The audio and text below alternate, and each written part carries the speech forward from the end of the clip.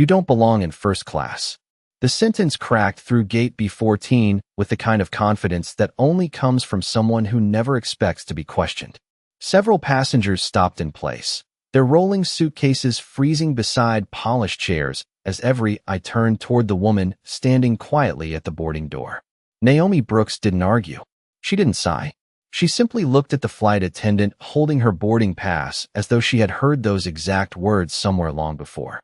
The attendant, Nicole Whitman, folded her arms and forced a practiced smile that carried no warmth at all. Economy boarding starts in a few minutes, she said. You'll need to step aside. Naomi wore dark jeans, clean white sneakers, and a plain black t-shirt beneath a lightweight navy jacket. No designer handbag, no sparkling jewelry, no assistant hovering nearby. She looked like someone returning from a business trip with nothing left to prove. Unfortunately, to Nicole, she also looked like someone who couldn't possibly belong in seat 2A. Naomi slowly held up the digital boarding pass on her phone. The scanner had already flashed green moments earlier, but Nicole barely glanced at the screen. There must have been a mistake, she replied, reaching for the phone without asking. Behind Naomi, the boarding line stretched farther down the jet bridge entrance. A middle-aged white businessman adjusted his expensive carry-on and shook his head impatiently. Can we keep things moving? He muttered. Another passenger whispered, first class is getting crowded these days. A few nervous laughs followed. Naomi remained perfectly still. Calm had become one of her greatest investments years ago, and she had learned it paid better than anger ever could. She knew something none of them did. This flight wasn't simply taking her from Atlanta to Seattle. It was carrying her toward the final meeting before a $4 billion investment that could redefine the future of SkyVista Airlines.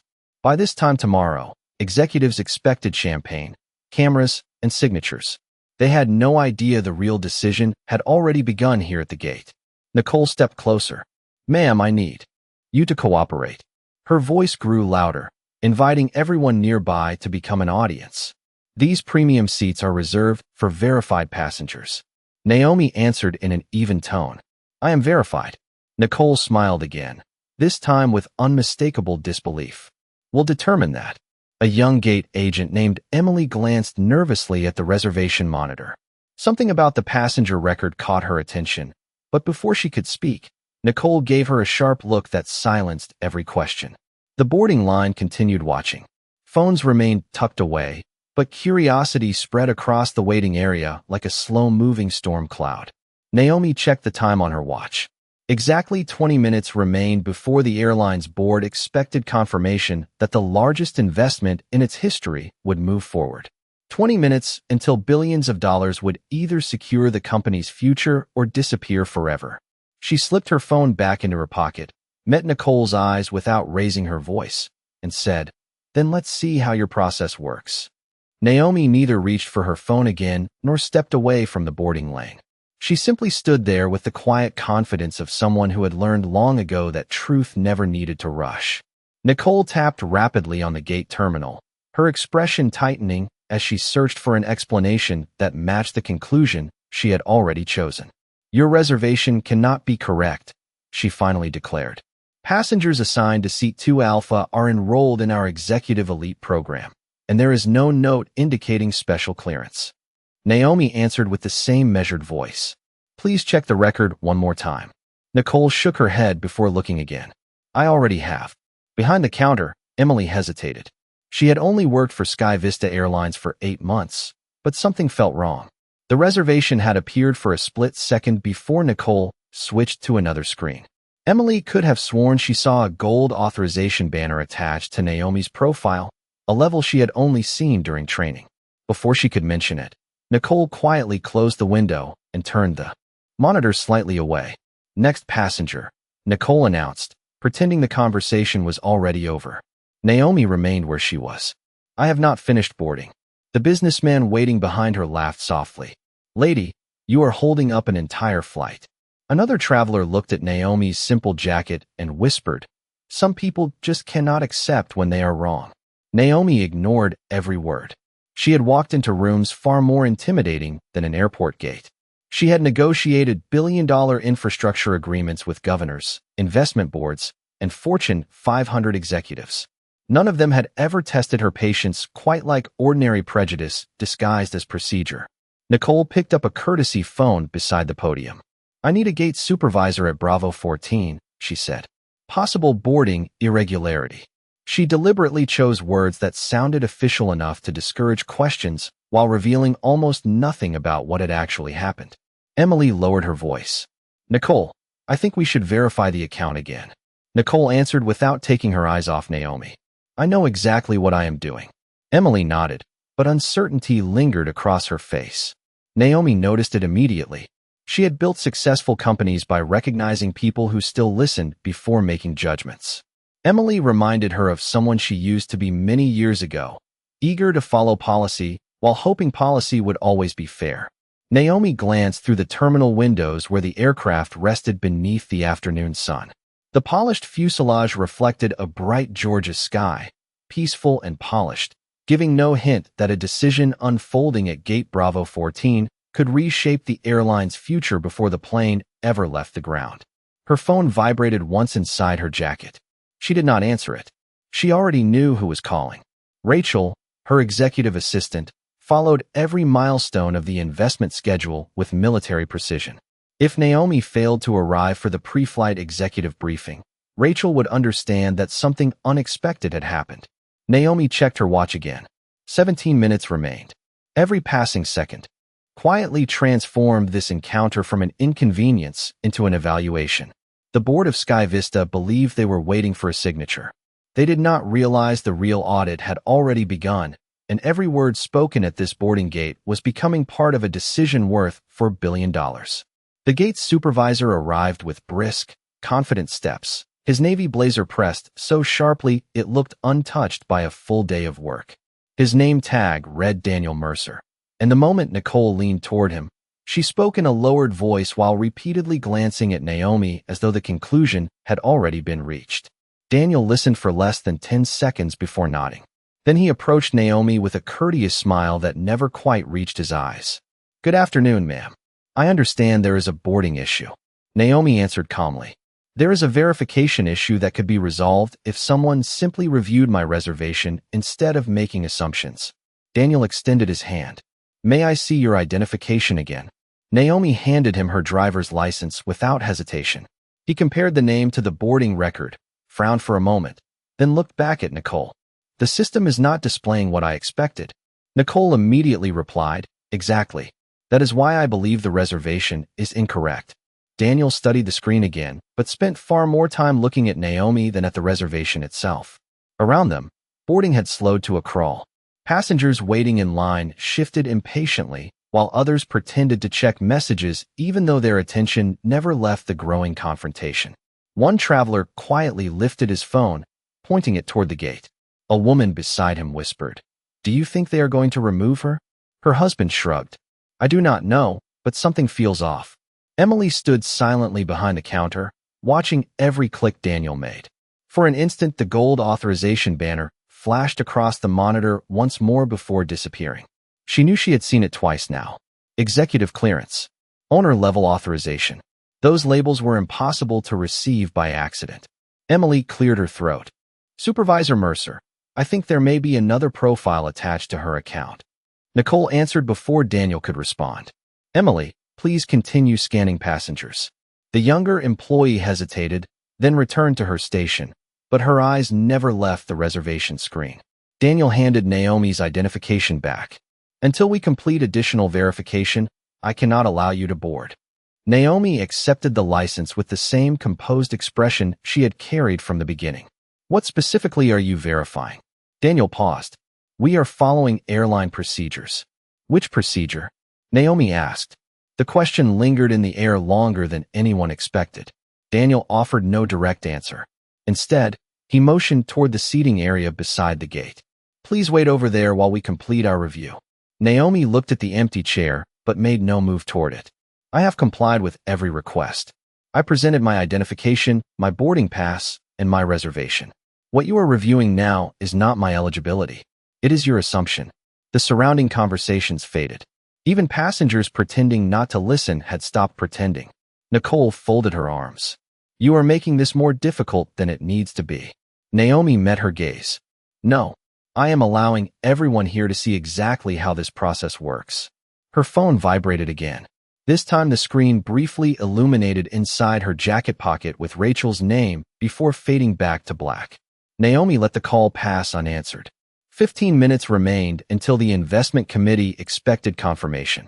15 minutes until a signature everyone considered guaranteed became uncertain. Daniel looked toward Nicole, then toward the aircraft waiting outside the glass.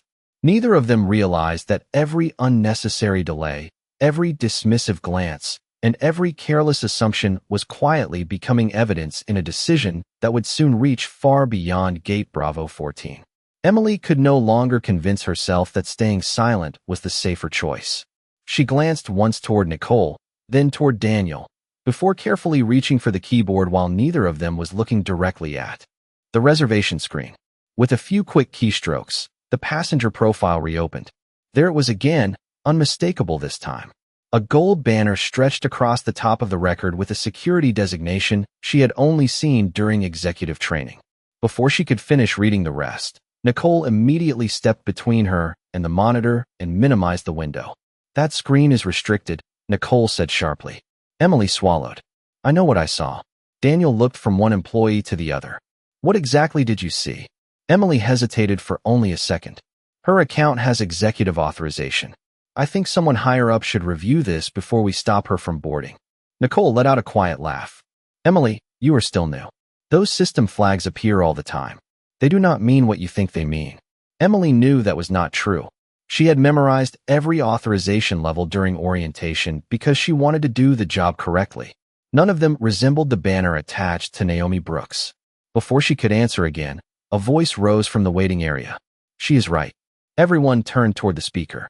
A gray-haired man wearing a leather travel jacket slowly stood from his seat near the gate windows. He carried himself with the relaxed posture of someone who had spent decades inside airports. I flew commercial aircraft for 31 years, he said. Those authorization tags are not displayed unless someone has very high-level clearance. I have seen them exactly twice. Daniel studied the older man with cautious respect. Sir, this is an internal matter. The retired captain smiled politely. Not anymore. You made it public the moment you questioned a passenger in front of everyone. More passengers began paying attention. The businessman who had complained earlier folded his newspaper and quietly watched. A young attorney traveling for a conference stepped closer, adjusting the strap of her laptop bag. Has anyone actually explained what policy she violated? She asked. No one answered. Instead, Nicole repeated the same phrase she had been using from the beginning. We are simply following procedure. The attorney nodded. Slowly. Procedure usually has a name. Silence settled over the gate for several long seconds. Naomi remained exactly where she had been since the confrontation began. She neither interrupted nor encouraged anyone speaking on her behalf. She simply listened. The calm surrounding her seemed to spread through the waiting area, while the confidence on the airline staff's faces slowly began to fade. Daniel turned back toward the computer. Open the reservation again. Nicole hesitated. There is no reason. Open it, Daniel repeated. Emily quickly restored the profile before Nicole could stop her. The gold banner appeared once more, brighter than before beneath the terminal lights. Daniel leaned closer, reading every line carefully. His expression changed almost immediately. Whatever he expected to find, this was not it. Before anyone could ask what he had seen, Nicole reached over the keyboard and closed the window again. There must be some kind of system error, she insisted. Naomi finally spoke, her voice quiet enough that everyone had to listen carefully. Interesting. Every time the facts appear, someone calls them a mistake. Her phone vibrated once more. She glanced briefly at the screen without answering. 14 minutes remained. Around Gate Bravo 14, people were no longer watching because they were curious. They were watching because they had begun to wonder whether the woman standing quietly in front of them belonged there far more than the people refusing to let her board. Daniel stared at the darkened reservation screen as though reopening it one more time might somehow produce a different answer. Nicole folded her arms with growing impatience, while Emily quietly stepped back from the counter, realizing she had already crossed an invisible line simply by telling the truth. Around them, the boarding area no longer sounded like an airport.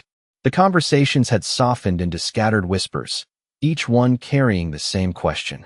What was really happening? Naomi stood with the same relaxed posture she had maintained from the beginning. Her breathing never changed. Her expression never hardened. Yet behind her calm eyes, another airport slowly came back into focus.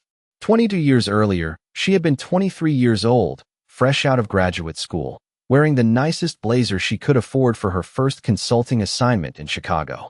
She remembered arriving early, proud that she had finally earned enough airline miles for an upgraded seat. The gate agent had looked at her ticket, then at her face, then back at the ticket before asking, "Are you sure this belongs to you?" She still remembered the embarrassment of explaining herself in front of strangers who had already decided the answer. She remembered sitting alone after that flight, promising herself something she never forgot. One day, she would build companies where respect arrived before assumptions. That memory faded as quickly as it had appeared. The present returned. Different airport, different uniforms, same judgment. Daniel finally spoke again. "Ma'am, I understand this has been frustrating." Naomi looked directly at him. "You do not understand yet." Before he could answer, Nicole interrupted. "We have delayed boarding long enough. If she cannot be cleared immediately, we should remove her from the boarding line so everyone else can continue." Several passengers exchanged uncomfortable glances. The retired captain slowly shook his head. The young attorney crossed her arms, clearly unconvinced. Even the businessman who had complained earlier no longer seemed interested in rushing onto the aircraft. Emily took one careful step forward. "Supervisor Mercer, I really believe corporate should verify the executive authorization before we make another decision." Nicole responded almost instantly. "Corporate does not need to be involved in every disagreement at a gate." Naomi finally reached into her jacket and removed her phone. The movement drew every eye in the terminal. She unlocked the screen, scrolled through a short list of contacts, and pressed a single name. The call connected before the second ring. "Rachel," Naomi said, her voice as composed as ever. "Activate Protocol 7. There was no surprise on the other end. Rachel answered with calm precision. "Understood. The executive committee has been notified. Legal counsel is standing by. Investment documentation is secured. Shall I begin the internal timeline?" Naomi glanced at her watch. 13 minutes remained. "Yes," she replied. "Record everything from this moment forward." "Already in progress," Rachel answered. "The board will remain available until you give further instructions." Naomi ended the call and slipped the phone back into her pocket without another word. Nicole smirked faintly. Calling a lawyer is not going to change airline policy. Naomi met her eyes with quiet certainty. "I did not call a lawyer." No one asked who Rachel was, but the confidence in Naomi's voice changed something inside the boarding area. Even Daniel looked uncertain now. The retired captain noticed it first. "That was not the call of someone trying to avoid accountability," he said softly. "That was the call of someone beginning it." Outside the terminal windows, ground crews continued preparing the aircraft as if nothing unusual had happened. Inside Gate Bravo 14, however, an invisible clock had begun counting down toward a decision that would soon reach far beyond one delayed flight, and almost everyone standing there could feel that the balance of power had quietly started to shift. The atmosphere at Gate Bravo 14 had changed in ways no departure board could measure. No one was speaking as loudly anymore. The impatience that had filled the boarding line only minutes earlier had given way to something heavier. People were no longer wondering whether Naomi belonged in first class. They were wondering why the airline seemed determined to prove that she did not. Daniel checked his company phone as it vibrated with a series of incoming notifications. One email, then another, then a calendar alert marked urgent. He frowned, opened the first message, and quickly locked the screen before anyone nearby could see it. Nicole noticed his reaction immediately. "What is it?" she asked. Daniel shook his head. Probably unrelated. But even he did not sound convinced. Emily quietly watched him from behind the counter. She had never seen a supervisor receive multiple executive-level notifications during a routine boarding delay. Naomi remained exactly where she was, her hands resting calmly at her sides. She did not ask for updates. She did not demand an apology. She simply waited with the patience of someone who knew that truth always arrived on its own schedule. Inside a corporate conference room nearly 2,000 miles away, Rachel moved with remarkable precision. Video screens illuminated one after another as attorneys, investment analysts, compliance officers, and senior advisors joined the secure meeting.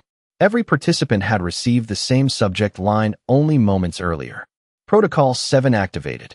Live incident under review. No one questioned why the meeting had been called. They all knew Naomi Brooks never activated Protocol 7 without a reason. Rachel spoke clearly. Timeline is now synchronized. All communications from Gate Bravo 14 are being documented. Executive investment review has been temporarily suspended pending Ms. Brooks's authorization. One attorney asked a single question. Has anyone from SkyVista contacted us? Rachel glanced at another monitor. Not yet. They still believe today's agenda is proceeding normally. Back at the airport, Daniel's phone vibrated again. This time the message preview displayed only 6 words before disappearing. Executive Operations requesting immediate status update. He stared at the screen for several seconds before placing the phone back into his pocket. Nicole noticed the hesitation. Daniel, we need to finish boarding. He nodded absent-mindedly, but his confidence had begun to erode. The retired captain observed everything without saying a word. Finally, he leaned toward the young attorney beside him. I have seen this before, he whispered. Not the discrimination. The silence that comes right before senior leadership realizes they have been looking in the wrong direction. Naomi checked her watch once more. 10 minutes remained. She removed her phone and sent only 3 words in a message to Rachel. Continue as planned. Less than 5 seconds later, the reply appeared. Board standing by. Documentation complete. Legal prepared. Naomi slipped the phone away again. Nicole let out a frustrated breath. You keep acting like you are waiting for something. Naomi looked at her with the same calm expression she had worn from the beginning. I am. For what? Nicole asked. Naomi answered without hesitation. For everyone involved to finish making their decisions. The words settled over the gate with quiet force. Emily lowered her eyes, realizing she had already made hers. The retired captain had made his. Even several passengers had reached their conclusions. Only the airline employees still believed they controlled what happened next. Outside, the aircraft waited patiently beneath the afternoon sun, ready for departure. Inside the terminal, however, another journey had already begun, one measured not in miles across the country, but in the final 10 minutes before a decision worth $4 billion would reveal exactly what respect was truly worth. Daniel's company phone rang before anyone could speak again. The caller identification displayed only 2 words. Executive Office. He answered immediately, stepping only a few feet away before his posture stiffened. Yes, sir, he said quietly. She is here now. His eyes drifted toward Naomi. The color slowly disappeared from his face. I understand. He listened without saying another word before lowering the phone. Nicole studied him with growing concern. Who was that? Daniel did not answer immediately. Instead, he looked toward Naomi as if seeing her for the first time. Before he could speak, Naomi's phone vibrated. She answered calmly. Rachel, the executive committee is assembled, Rachel said. SkyVista's board has joined the conference call. They are waiting for your arrival before presenting the final agreement. We have informed them there has been an unexpected delay at the departure gate. Naomi asked only one question. Have they explained the delay? No, Rachel replied. They believe it is a scheduling issue. Naomi nodded once. Keep them waiting. She ended the call and slipped the phone back into her pocket. Nicole let out a nervous laugh. You really expect us to believe an airline board is waiting for you? Naomi looked at her without the slightest hint of anger. No, I expect you to discover it yourselves. At that exact moment, another call reached Daniel. This time he answered on speaker by accident while fumbling with the device. A firm voice filled the quiet gate. Daniel, this is Michael Langford from Executive Operations. Is Ms. Naomi Brooks currently at Gate Bravo 14? Every conversation stopped instantly. Daniel swallowed. Yes, she is. Good. Do not allow her to leave the terminal until our leadership team joins the call. She is the principal representative for Brooks Capital and the final approving executive on the $4 billion strategic investment. Is she available? Daniel could not answer. His eyes remained fixed on Naomi. The silence stretched long enough that Michael repeated the question. Daniel. Naomi stepped forward with composed confidence. I am here, Michael. Relief immediately entered the executive's voice. Ms. Brooks, thank you. The board is ready whenever you are. We apologize for the unexpected delay. Naomi replied evenly. The delay has been very informative. She ended the call. The words seemed to remove every remaining sound from the boarding area. Nicole stared at Naomi as though the ground beneath her had shifted. Emily slowly covered her mouth, finally understanding why the reservation carried executive authorization beyond anything she had seen before. The retired captain smiled sadly instead of triumphantly. "I thought so," he whispered. Even the businessman who had complained about the boarding delay lowered his eyes. Daniel took one uncertain step forward. "Ms. Brooks, I did not realize." Naomi gently interrupted him. "That is precisely the problem."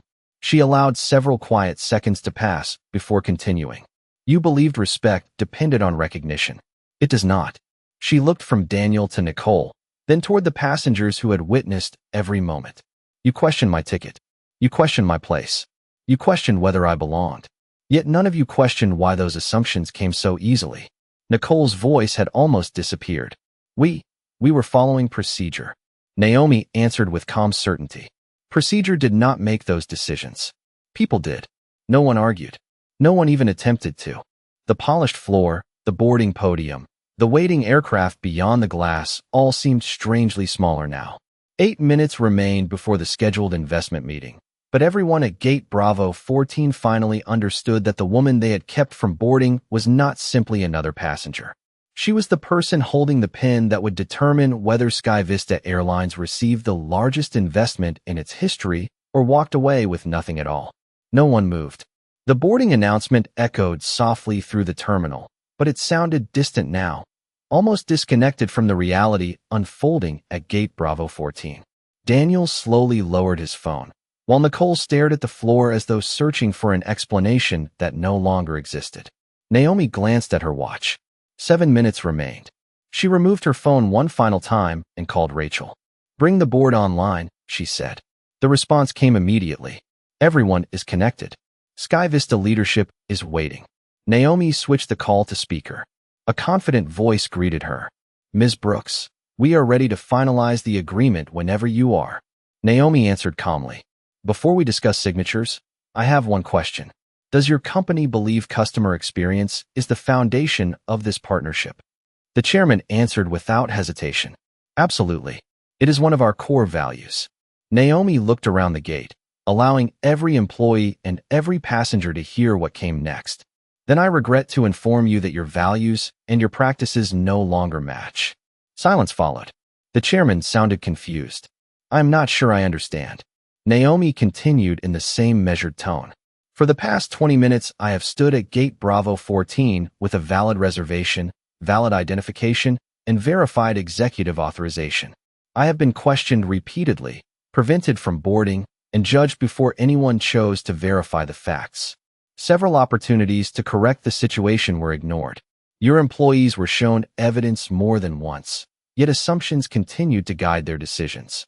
Across the terminal, Daniel slowly closed his eyes. Emily remained perfectly still, while the retired captain folded his hands quietly in front of him. Naomi continued. "This meeting was never only about financial performance. Brooks Capital invests in leadership, judgment, and culture. Numbers can be audited. Character reveals itself." The chairman spoke again, his voice noticeably quieter. "Ms. Brooks, please allow us to address this immediately." Naomi nodded once, although no one on the call could see her. "You already have. I have been watching your organization respond in real time." Rachel's voice entered the conference. "The revised recommendation is ready upon your authorization." Naomi answered with complete certainty. "Proceed." Rachel took a single breath before reading the formal statement. Effective immediately, Brooks Capital is withdrawing from the proposed $4 billion strategic investment with Sky Vista Airlines. All negotiations are suspended pending an independent review. Meeting concluded. The conference line fell silent. One by one, the participant icons disappeared from Naomi's screen until only Rachel remained connected. "It is done," Rachel said quietly. "Thank you," Naomi replied before ending the call. The boarding area remained completely still. Nicole's company tablet chimed with a new notification, followed almost instantly by Daniel's phone. Then another alert appeared on the gate computer. Executive Operations requesting immediate reports.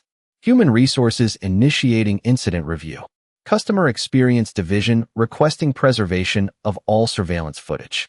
Daniel looked at the messages without touching the screen. He understood that what had begun as an ordinary boarding delay had become an executive-level investigation. Nicole whispered, barely loud enough to hear, "The deal is really gone." Naomi met her eyes with neither satisfaction nor anger. "The investment was never lost because of one mistake," she said.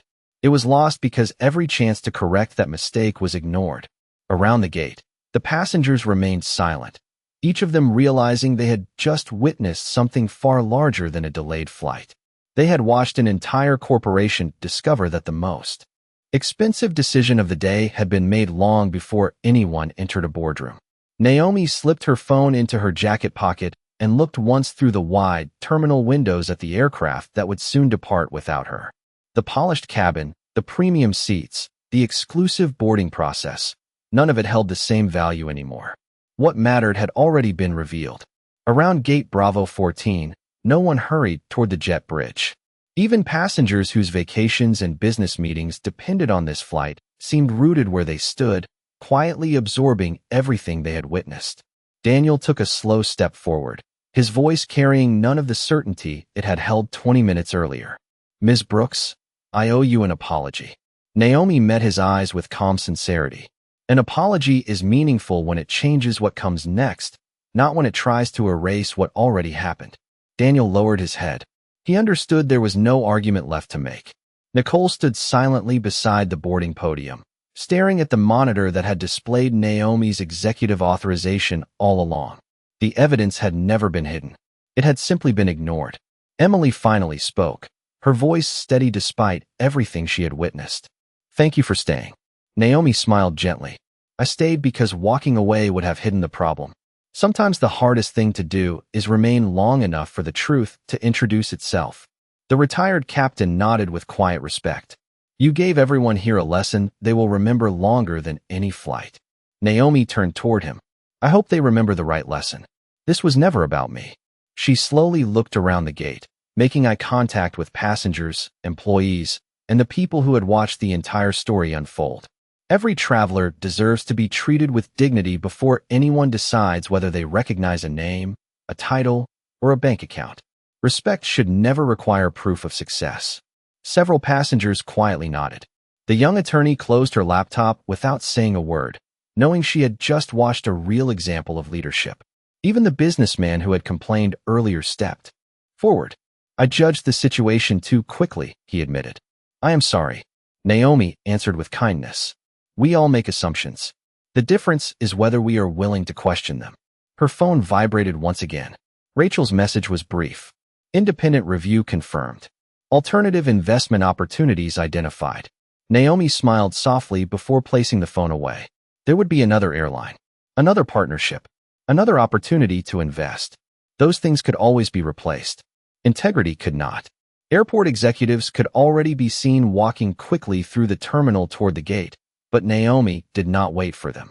She picked up her carry-on and began walking away with the same quiet confidence she had carried from the moment she first arrived. No celebration followed her. No applause filled the terminal. The silence itself carried greater weight than any standing ovation. It was the silence of people confronting a truth they could no longer ignore. As Naomi disappeared into the flow of travelers, the gate behind her remained unusually still. The delayed flight would eventually depart. Reports would be written. Meetings would be held. Policies would be reviewed. Careers might change. Yet the most important change could never be captured inside an official document. It would live inside every person who had watched assumptions collapse under the simple weight of truth. Naomi never raised her voice that afternoon. She never demanded special treatment. She never reminded anyone of her wealth or authority until it became necessary to protect something larger than herself. She simply held a mirror in front of a system that believed appearances could predict worth. Before turning the corner toward another terminal, she paused for one final moment and quietly said, "Luxury begins with respect." The moment you decide someone does not belong because of how they look, you have already lowered the standard of your own character. Then she continued walking, leaving behind not just a canceled investment, but a lesson worth far more than $4 billion.